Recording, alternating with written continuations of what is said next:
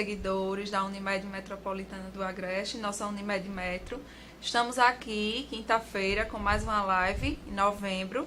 Lembrando que agora no mês de novembro a gente tem o Dia Mundial do Diabetes e como a gente não poderia deixar de falar, né, sobre as complicações do diabetes, como prevenir essas complicações, a gente trouxe hoje o Dr. Samaik Lopes, que está aqui com a gente nos estúdios e veio falar um pouquinho sobre a retinopatia diabética e o glaucoma, né, e que peso isso tem em relação à saúde do diabético, para o hipertenso também, né, que a gente vai enfatizar um pouco. E faço a abertura agora com o Dr. Samaik. Queria agradecer, Dr. Samaik, ter aberto o seu horário, né, que eu sei que não é fácil abrir um horário na agenda para vir para cá, para a Unimed, para falar sobre, mas é uma coisa importante que vai ajudar muita gente, né? É verdade. Uma boa tarde aos seguidores que estão nos vendo aí nessa live sobre assuntos tão importantes, principalmente nesse mês, né, que é o mês que a gente comemora o Dia Internacional do Diabetes, dia 14 de novembro. Então a gente vai falar de um tema muito importante, que tem uma prevalência muito grande na nossa sociedade, que é a retinopatia diabética, né? Verdade. Então, doutor Samaik, a partir do tema, quando a gente posta o tema nas redes sociais, os seguidores eles começam a fazerem perguntas e aí a gente tenta agregar essas perguntas para a nossa live, para que a gente consiga responder às dúvidas do público e também as dúvidas mais frequentes que a gente tem dentro do acompanhamento da medicina preventiva que a gente faz desses diabéticos que são nossos clientes da Unimed Metropolitana. Então, sobre a retinopatia diabética, uma das perguntas foi o que é a retinopatia diabética, que muita gente não sabe, né? É verdade. Primeiramente, eu gostaria de parabenizar, né, a Unimed por essa iniciativa, que é muito importante isso daí, porque a gente consegue esclarecer dúvidas que são do nosso dia a dia, né, e que às vezes é muito importante a gente sempre estar comunicando à população, e principalmente de temas, como eu falei, tão prevalentes no nosso meio. Então, o diabetes, só para a gente ter uma ideia, o diabetes estima-se, tá? Foi feita uma pesquisa em 2015 pela Federação Internacional do Diabetes, estima-se que no Brasil existe cerca de 14 milhões de pessoas com diabetes.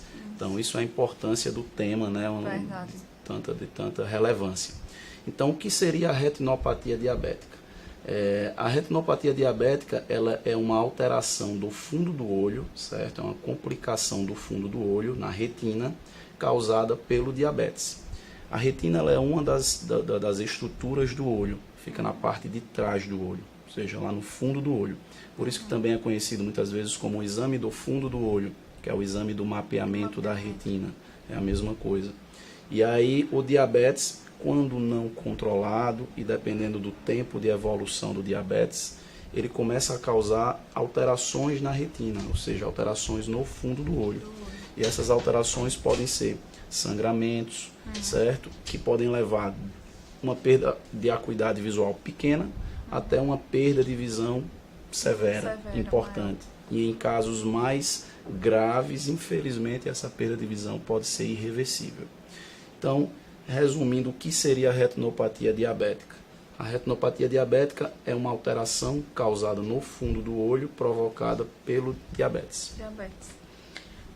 Doutor, eu fiquei com uma dúvida e gostaria de tirá-la em relação à retinopatia, porque a gente tratou aqui da retinopatia diabética, mas existe um outro tipo de retinopatia? Existe, né? Na verdade, o termo retinopatia se dá a qualquer alteração na retina. Né? Então, outro tipo de retinopatia que também vale a pena a gente comentar é a retinopatia hipertensiva, tá? Que é causada pela hipertensão arterial. Tá bom? Então, os pacientes hipertensos, também quando não controlados, podem desenvolver o que a gente chama de retinopatia hipertensiva. Certo. A retinopatia hipertensiva pode causar complicações seríssimas à visão.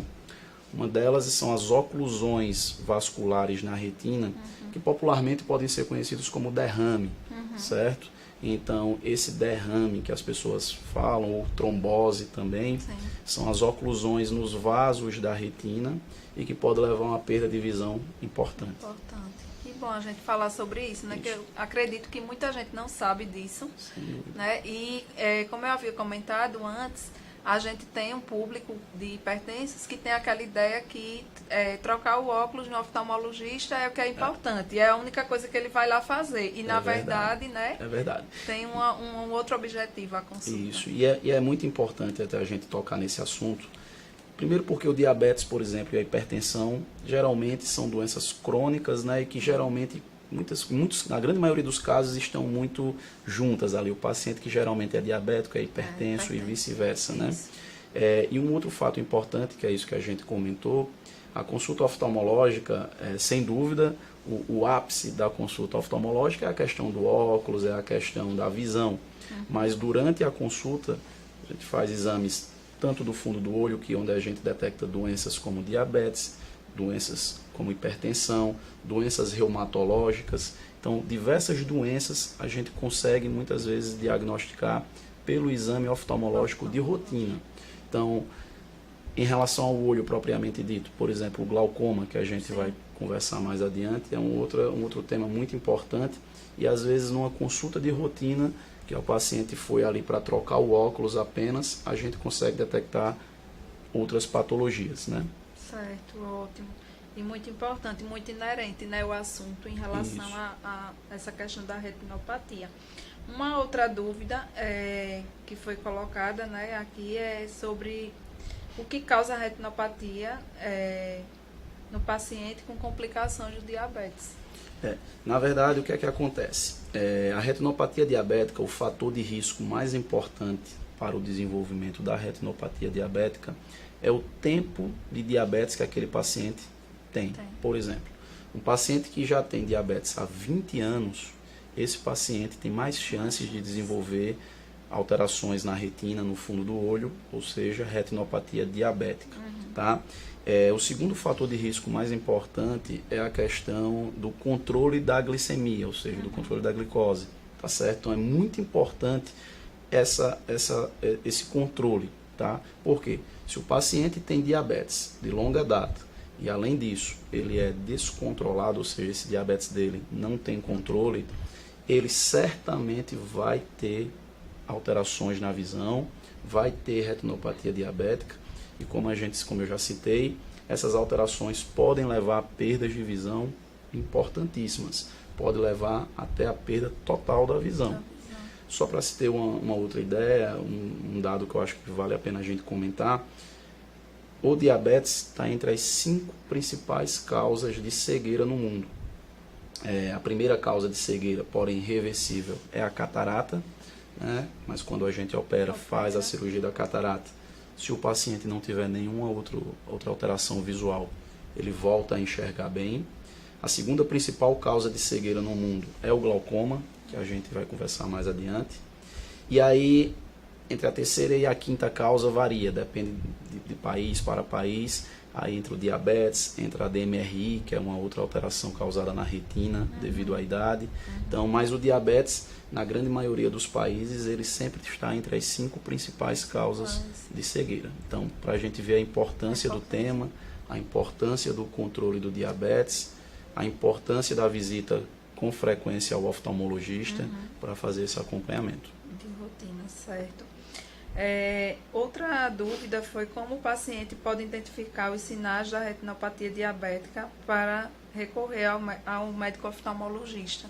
Isso é uma pergunta muito importante pelo seguinte: nos casos iniciais de retinopatia diabética, tá, o paciente muitas vezes ele não tem sintoma nenhum. Ele já tem alterações no fundo do olho, já provocados pelo diabetes, porém não tem nenhum sinal, ou seja, não tem nenhuma queixa. Ele não apresenta dificuldade visual, nada. E aí muitas vezes a gente descobre essas alterações no exame de rotina. Entendi. Tá? Porém, o principal sintoma que o paciente vem a apresentar depois de um certo grau de evolução dessa diabetes no fundo do olho é a diminuição da visão. O paciente começa a enxergar turvo, o paciente começa a ver, muitas vezes ele reclama, às vezes que ele está vendo como se fosse um sangramento, como se fosse sangue no olho, um vermelhão. Então são as queixas de visão mesmo, ele começa a ter uma dificuldade para enxergar. E aí são já estágios mais avançados. Quando tem os sintomas, já, né? Quando ele começa a ter certos sintomas é quando o estágio às vezes já está num estágio mais avançado. De uma maneira bem simples, o diabetes, a retinopatia diabética, a gente tenta dividir ela em alguns estágios. É o leve, o moderado, o grave, o muito grave e o proliferativo. O proliferativo é o estágio mais avançado que tem. Nesse estágio, o paciente pode apresentar descolamento de retina, que é uma complicação seríssima da diabetes no fundo do olho, tá lá na retina, a retina ela descola, e aí o paciente realmente tem uma baixa de visão muito importante. Hemorragia vítrea, que é um sangramento no fundo do olho grande. E esse sangramento também causa uma perda de visão importante para o paciente. Então, assim, nos estágios, de acordo com a evolução do estágio, quanto mais avançado, a perda visual ela é maior e o prognóstico é pior. É pior, né? É pior. Então, assim, só para deixar claro para quem está assistindo, quem está querendo mais informações sobre a retinopatia diabética e o glaucoma, a gente está falando agora com o Dr. Samaki Lopes sobre a retinopatia diabética, né? Tirando algumas dúvidas, né, doutor? Importantes.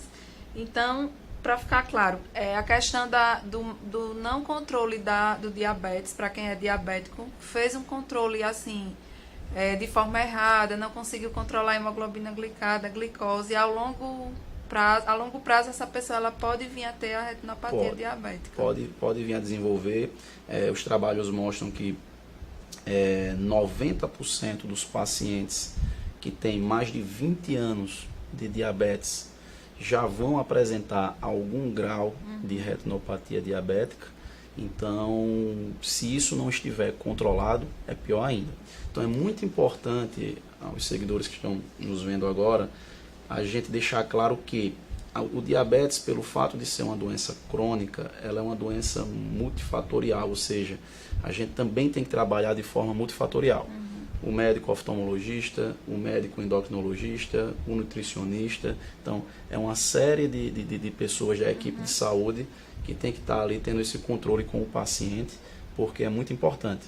Eu sempre costumo dizer até aos pacientes no meu consultório que não adianta a gente tratar as complicações que o diabetes causou se a gente não tratar a causa né? que é o diabetes. Tá? Então, é muito importante o diabetes ter a causa ser controlada, para aí sim as consequências que ela causou a gente tentar administrá-las. Muito bem. Uma outra dúvida sobre a retinopatia é se ela pode ser evitada, e aí a gente já falou, né, sobre essa, você já respondeu em relação a como ela pode ser evitada, e no hipertenso, como ela pode ser evitada? Da mesma forma, então assim, a retinopatia hipertensiva, assim como a retinopatia diabética, são complicações tanto da pressão alta, da hipertensão, quanto da diabetes, né, respectivamente. Sim. Então, o que é que acontece? A principal forma de você tentar evitar o surgimento e controlar as alterações provocadas por isso é controlando tanto o diabetes quanto a pressão. Então, essas duas patologias, essas duas doenças que são doenças crônicas, ou seja, tem tratamento, mas não tem cura, né, que é o diabetes e a hipertensão, a pressão alta, elas têm que estarem controladas, tá? Porque a partir daí a gente consegue administrar melhor tanto os problemas visuais. É importante deixar claro que essas duas patologias, tanto o diabetes quanto a pressão, elas causam alterações sistêmicas no corpo como um todo, né? Então, a gente está falando aqui mais focado em relação à visão, né? Mas elas causam alterações renais, ou seja, no rim, cardíacas, circulatórias. Então, são patologias que realmente necessitam de um controle rigoroso e um acompanhamento, como eu falei, de vários especialistas. Então, partindo agora para a questão do glaucoma, né, a gente já viu a parte de retinopatia, acho que foi bem abordada, ficou bem amarrada essas questões da prevenção, da importância, né, e do risco das complicações. Sobre o glaucoma, numa linguagem mais simples, para que a gente possa entender, doutor, melhor, o que né? é que significa o glaucoma? Na verdade, o glaucoma, muitas pessoas associam o glaucoma à pressão alta do olho, né? Não necessariamente é dessa forma. Então vamos tentar explicar de uma maneira mais fácil. Todos nós temos o nervo óptico, tá? Que é o nervo lá do olho responsável pela transmissão da visão. Da visão. O que é que acontece? O glaucoma é uma alteração nesse nervo, tá? É uma alteração, é uma neuropatia óptica, ou seja, uma alteração no nervo óptico, tá bom? No nervo do olho. E essa alteração está muito associada ao aumento da pressão do olho, tá bom? Então o que é que acontece? O principal fator de risco que leva ao surgimento do glaucoma é a pressão do olho alta. Mas não quer dizer que quem não tem a pressão do olho alta não possa vir a ter glaucoma, tá? Só para se ter uma ideia, 85% dos pacientes que têm glaucoma têm pressão do olho elevada, tá? Por isso essa associação tão importante. Né? Porém, existe aí em torno de 15% que tem o que a gente chama de glaucoma de pressão normal. Então, muitos pacientes, muitos seguidores que estão aí nos vendo agora devem também estar se perguntando, eu já ouvi falar da relação de uma tal de escavação do nervo, né? Então, o que é isso? O glaucoma ele leva a um aumento dessa escavação do nervo óptico, do nervo do olho, tá certo? E essa escavação aumentada vai levando à progressão da alteração do nervo do olho, podendo levar à perda visual.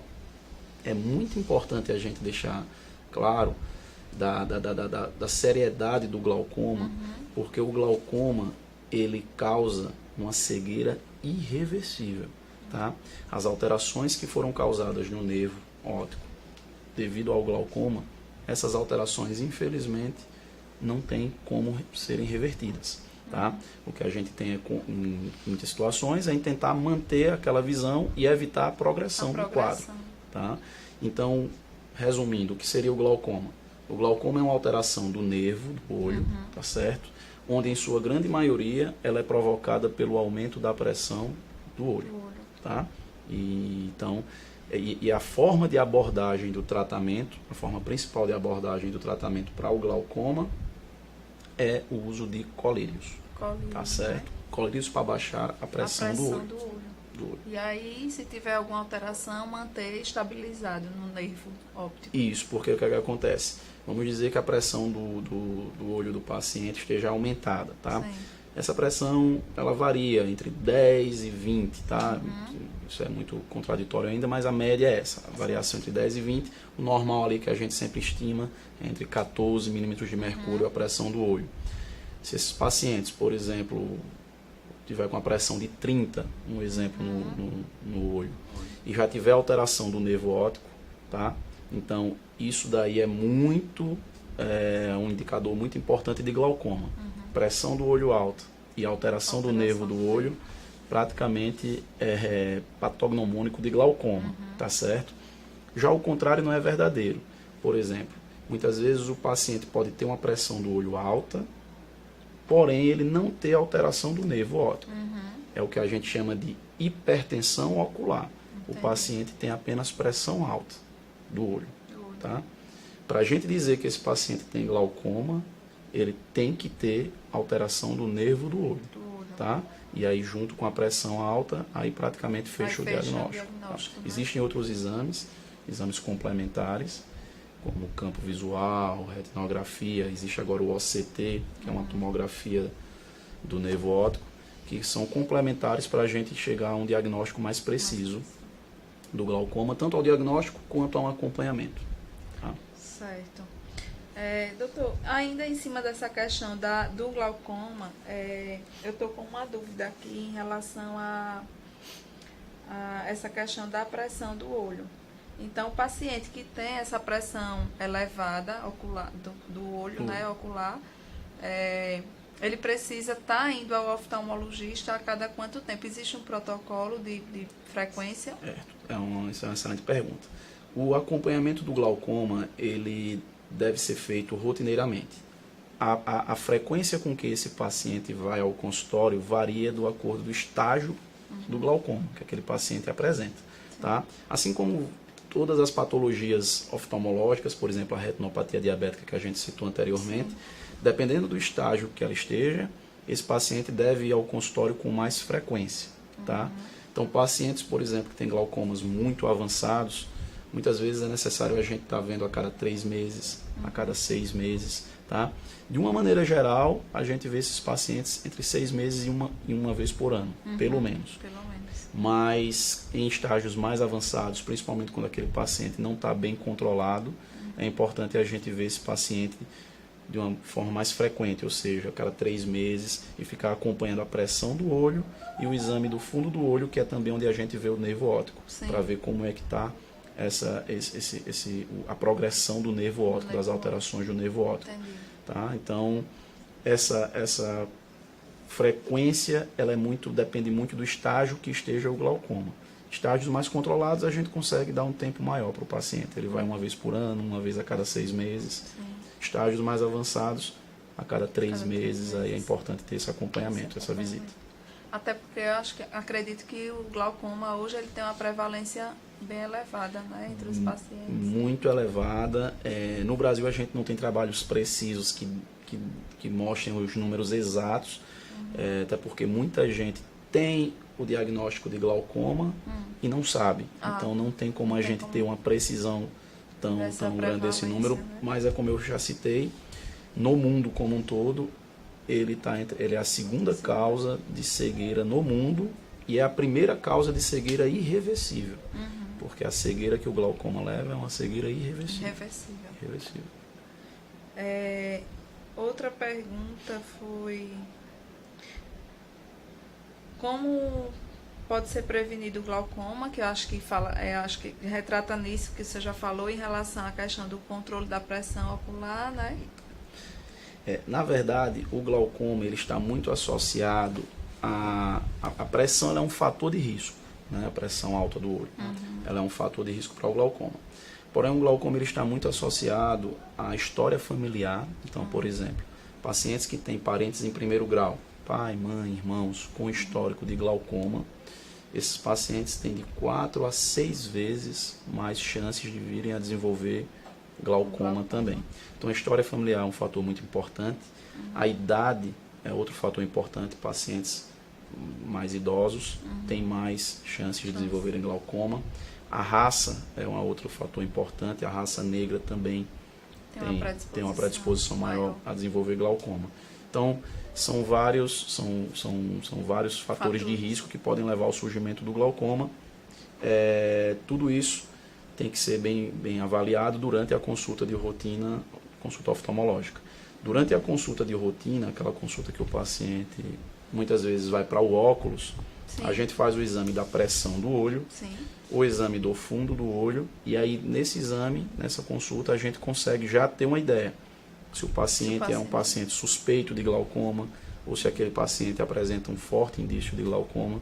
Então é muito importante a consulta realmente rotineira com o médico oftalmologista. Tá. Uma outra pergunta é justamente sobre esse controle do glaucoma. Se o paciente fizer esse controle a longo prazo, ele tem assim mesmo o risco de uma cegueira futura? Sim. Ou isso pode se prolongar pela vida inteira e aí ele manter um campo de visão bom?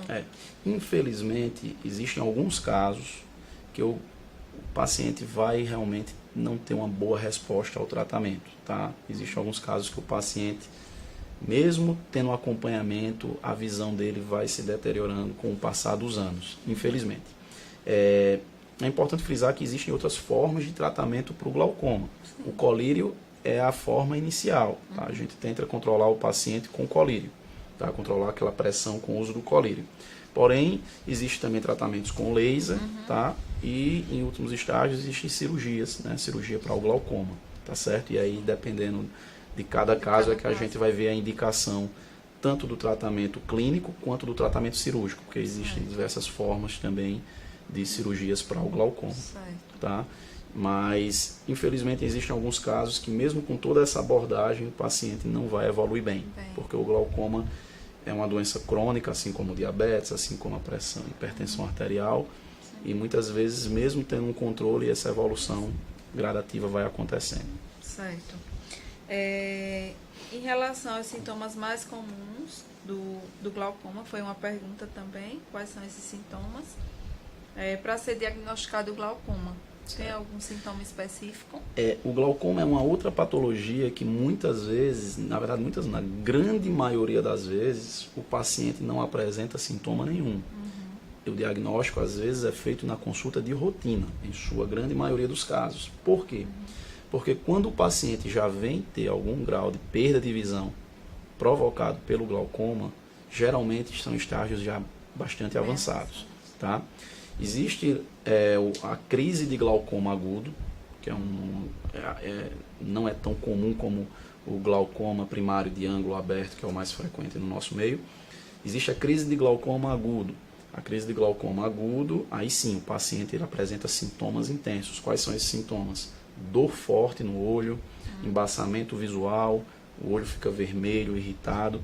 Aí é uma crise de glaucoma agudo. Hoje pela manhã, por sinal, eu tive um paciente assim. Então a pressão do olho dela chegou a 46, onde a gente aí no máximo a pressão de 20 é o que a gente espera. A dela chegou a 46, ou seja, mais do dobro do normal. Então é uma crise de glaucoma agudo. Aí, nesses casos o paciente sente uma dor intensa mesmo. O olho dói, fica vermelho, irritado, a visão fica muito embaçada. E aí o paciente tem esses sintomas.